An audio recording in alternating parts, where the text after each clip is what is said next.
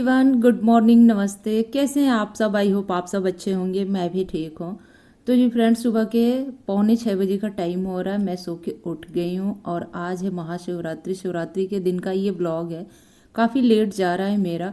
और उस दिन क्या हुआ था, सो के उठने को तो हम दोनों लोग बहुत ही टाइम से सो के उठ गए थे। ये था कि उठ के सबसे पहले घर की साफ़ सफाई करेंगे और फिर जल्दी से तैयार होके मंदिर हम लोग चलेंगे।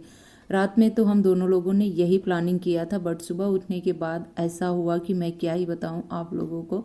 रात के टाइम पे अचानक ही वीर की तबीयत खराब हो गई थी और करीब 12 बजे का टाइम रहा होगा जब उसने उठ के मुझसे ये कहा कि मम्मी, मेरी तबीयत ठीक नहीं लग पा रही है और मैं सांस ले रहा हूँ तो ठीक ढंग से नहीं ले पा रहा हूँ। मैं तो कुछ ज़्यादा ही डर गई थी। होता है ना, बच्चों को जरा सा भी कुछ हो तो मम्मी लोगों को एकदम से होता है ना, सांप सूंघ जाना, वही हाल हो गया था मेरा। खैर, उसको हुआ था कोल्ड कफ, यानी कि सर्दी जुकाम अच्छे से जकड़ लिया था रात के टाइम पे। और मेरे दोनों बच्चों में यही एक मतलब पॉइंट है जो मैं हमेशा हर साल नोट करके रखती हूँ। जैसे ही मौसम बदलता है ना, जब गर्मी से सर्दी की तरफ बढ़ते हैं तब, यानी कि अक्टूबर और नवंबर महीने में एक बार, और जैसे ही सर्दियाँ पूरी ख़त्म होती है और धीरे धीरे गर्मियाँ शुरू होती हैं तो फरवरी मार्च के महीने में एक बार तो वो बीमार ज़बरदस्त पड़ते ही पड़ते हैं। ख़ास तौर पे उस टाइम पे तो ज़रूरी पड़ते हैं जब उनका एग्ज़ाम चल रहा हो या फिर उनका बर्थडे आने वाला हो।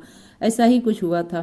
तो बस इस वजह से हम लोगों ने अपना जो सुबह का प्रोग्राम था कि अर्ली मॉर्निंग उठ के नहा धो के हम लोग मंदिर निकल लेंगे, क्योंकि मंदिर भी काफ़ी दूर है और जाने के बाद वहाँ भीड़ इतना ज़्यादा होगा कि लंबा लाइन लगा के खड़ा होना पड़ेगा, यानी कि लंबे लाइन में सबसे पीछे खड़ा होना पड़ेगा।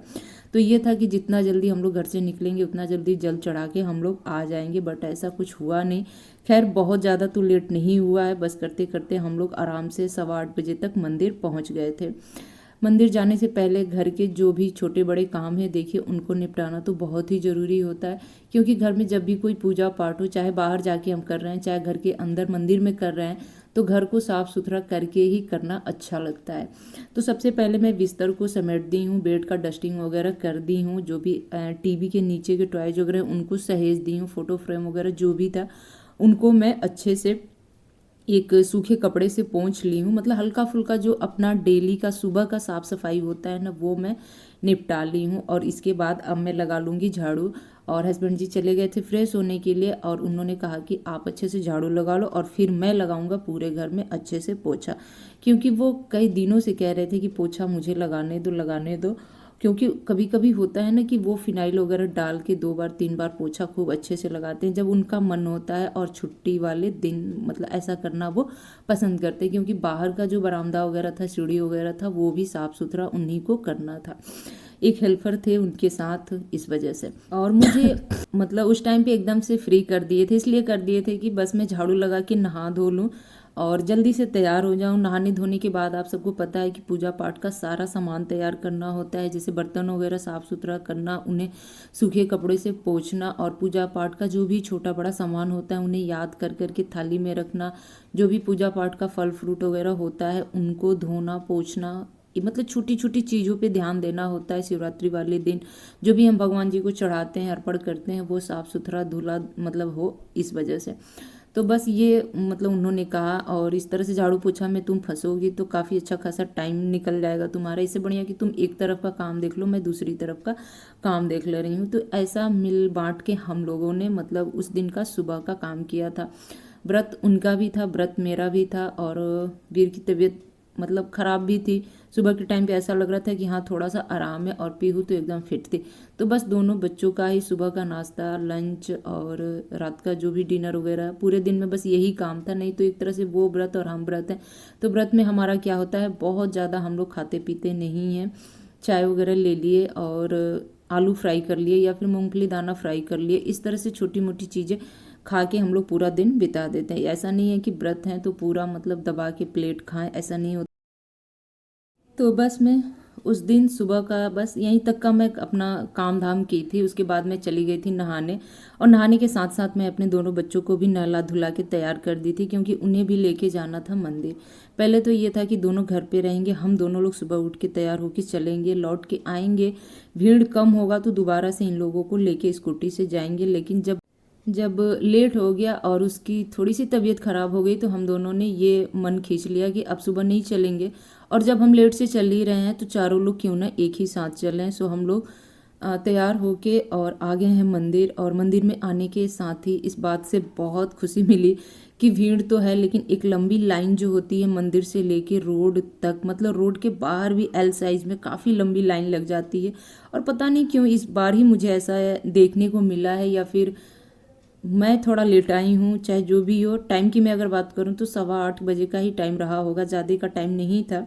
लेकिन हाँ चलिए, जो भी था बढ़िया था। फटाफट मैं यहाँ पे बैठ के इत्मीनान से अपना जो चढ़ाने वाला जल है वो मैं तैयार कर ले रही हूँ। उसमें जो भी फूल पत्ती बेलपत्र भांग धतूरा और गन्ने के जो मतलब टुकड़े होते हैं, बेलपत्र होते हैं, और मतलब छोटी छोटी चीज़ें जो भी होती है वो सब मैं इस तरह से मतलब 4 लोटों में अच्छे से तैयार कर ली थी। मेरे पास तो खैर 3 ही लोटा था, 3 लोग एक साथ गए थे, एक लोग बाद में जाके जल चढ़ाए थे, तो इस वजह से तो यहीं पे बैठ के इत्मीनान से अपना मैं तैयार कर ले रही हूँ। क्योंकि मंदिर में एक बार अंदर घुस जाओ ना तो वहाँ तो बड़ी मुश्किल से मतलब जल चढ़ाने का मौका मिलता है, इस तरह से तैयारी करने का तो मौका बिल्कुल ही नहीं मिलेगा। और चारों तरफ सच में इतना रौनक छाया हुआ था ना कि क्या बताऊँ। और शादी से पहले इस शिवरात्रि मतलब व्रत का और उस दिन का बात ही कुछ अलग होता था। हमारे यहाँ तो बहुत ज़बरदस्त मेला लगता है। मेला तो यहाँ गोरखपुर में भी लगता है, लेकिन मतलब मैं जहाँ हूँ वहाँ से काफ़ी दूर पे लगता है और इतना मतलब नहीं हो पाया कि वहाँ तक मैं जा पाऊँ। और गांव वगैरह में जो मेले लगते थे ना उसके रौनक ही अलग होते थे। मतलब पैसे जो होते हैं ना, एक एक पैसे हम लोग इकट्ठे करते थे मेले जाने के लिए, और जो लोग भी हमें पैसे देते हैं ना बड़े चाव से उसको सहेज के हम लोग रखते थे। तो वो चीज़ें शिवरात्रि के दिन हमें ज़रूर याद आता है। पूरे मेले का जो एक बजट होता है ना वो हम लोग मन ही मन तैयार कर लेते थे कि इतने पैसे मिलेंगे तो इतने खर्च करने हैं और किन किन चीज़ों में हमें खर्च करने हैं, ये चीज़ पहले से ही तय हो जाता था। पता नहीं क्यों बचपन की चीज़ें सच में बहुत याद आती है जैसे जैसे समय बीतता है। ठंड भी बहुत ज़्यादा नहीं था, हल्का फुल्का ठंड ठंड था। कुछ लोग तो अभी भी साल स्वेटर वगैरह लेके आए हैं, लेकिन मैं तो बस वैसे ही थे। और एकदम पुरानी साड़ी, यूँ समझ लीजिए मतलब वीर के होने से पहले की ये साड़ी है। आई थिंक 8 या 10 साल तो हो ही गया होगा। और वही पहन के आ गई थी, रेड कलर की साड़ी। वैसे भी पूजा पाठ में रेड या फिर येलो कलर की साड़ी पहने तो ज़्यादा सही रहता है। तो अंदर का देखिए मैं जल वगैरह चढ़ा के आ चुकी हूँ, और यहाँ पे मैं और पीयू पापा दोनों लोग मिलके धूप बत्ती कपूर वगैरह जो भी है वो मंदिर के बाहर ही दिखाना होता है। यहीं पे स्टैंड लगा हुआ है, यहीं पे सब लोग दिखा भी रहे थे, तो हम लोग भी यहीं खड़ा होके दिखा लिए थे। और उसके बाद से एक एक करके बाहर के जो देवी देवता थे उन लोगों को जल चढ़ाया, प्रसाद चढ़ाया, फिर आशीर्वाद लिया। मैं तो सिंपल तरीके से देखिए पूजा करती हूँ। पूजा करने का विधि विधान तो बहुत सारा है, जिनको जानकारी है उनको सारी चीज़ें पता है।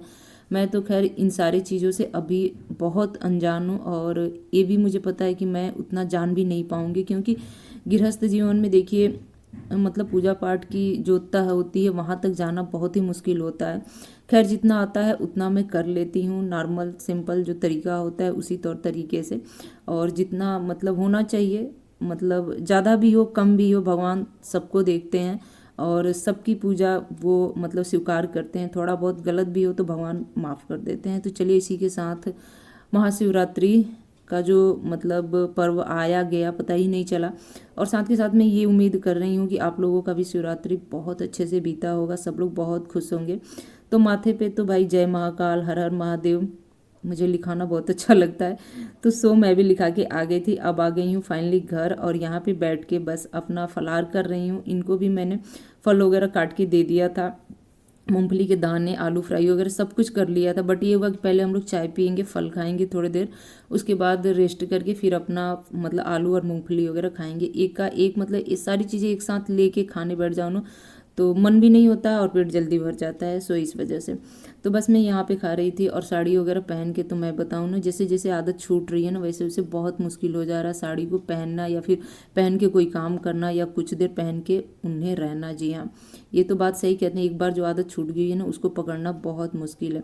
तो कुछ देर तो मैं पहन ही रही, मतलब मंदिर से आने के बाद तुरंत साड़ी वगैरह नहीं खोलना चाहिए, कपड़े नहीं बदलने चाहिए। कुछ देर तक 2-4 घंटा जितना हो सके उतना देर तक तो पहनना ही चाहिए। तो मैं भी पहन नहीं रही। उसके बाद में 2:30-3 बजे का टाइम हो रहा है, कपड़े वगैरह चेंज करके थोड़ी देर में रेस्ट भी कर ली थी। अब मैं उठी हूँ तो मुझे ना खूब जोड़ों की प्यास लगी थी, तो 2-3 ग्लास पानी यहीं बैठे बैठे मैं पी थी, और वो भी गुड़ के साथ। जी हाँ।